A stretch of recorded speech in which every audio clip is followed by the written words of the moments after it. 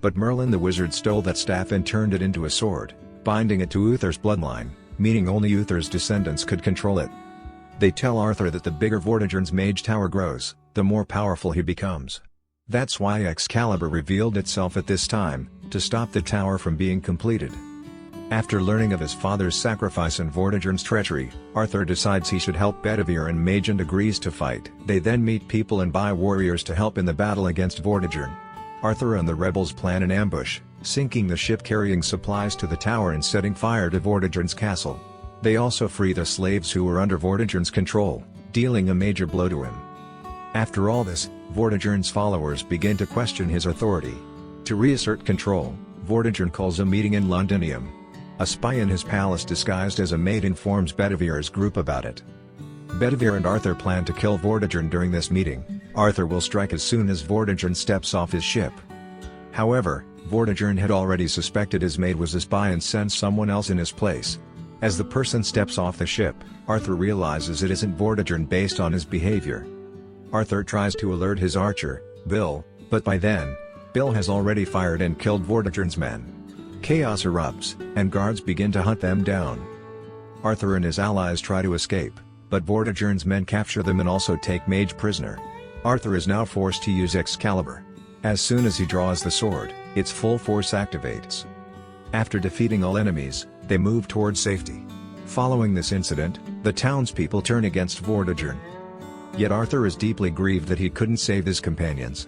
In anger and sorrow, he throws Excalibur into the lake. We see the Lady of the Lake retrieve the sword and return it to Arthur. She shows him a vision in the water, where she reveals that if Arthur doesn't accept Excalibur, Vortigern's power will continue to grow and darkness will engulf the world, erasing all goodness. The Lady of the Lake tells Arthur to trust the mage and the sword, for he is now the last hope. When Arthur comes out of his vision, Bedivere tells him that everyone now admires him and is ready to support him. When they return to their hideout, they find that Vortigern's men have attacked the place, resulting in the death of many people. Vortigern's commander is present there and threatens Arthur, saying that if he doesn't surrender, they will kill Mage and the son of his friend Blue, whom they have captured. To save his companions, Arthur sends Excalibur through Bedivere to Vortigern and tells him that if he releases Mage and Blue's son, he can keep the Excalibur, and Arthur will come meet him the next day. Now that Vortigern had the sword, he no longer feared Arthur, so he released Mage. Before Arthur went to the palace, Mage cast a protective spell on him. When Arthur enters the palace, Vortigern tries to kill him using Excalibur. But then, Mage uses her magic to summon a snake onto Vortigern. Terrified, Vortigern strikes at the snake, but the sword gets stuck in a pillar of the palace. Now, only Arthur can pull the sword out. Mage and the snake enter the palace and start attacking Vortigern's men.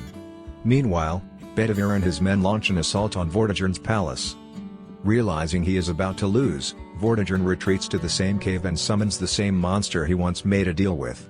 This time, he sacrifices his own daughter and transforms once again into a demon knight. Arthur pulls Excalibur from the pillar and tries to follow Vortigern, but his soldiers attack Arthur. Arthur kills them all using Excalibur and reaches the Mage Tower. There, Arthur and Vortigern engage in a final battle.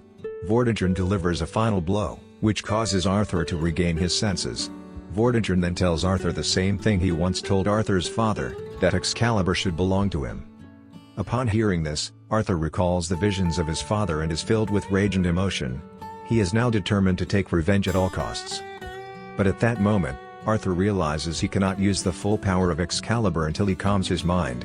Now that he knows how to properly use the sword, Arthur begins to overpower Vortigern and ultimately kills him with Excalibur. After Vortigern's death, he returns to his human form.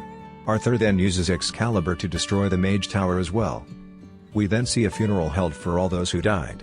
After that, Arthur grants the title of knight to his companions, and everyone rejoices, for they are about to get a noble king. Finally, Arthur is crowned king in front of everyone, while Mage stands at a distance watching, as her mission is now complete. With this, the movie ends.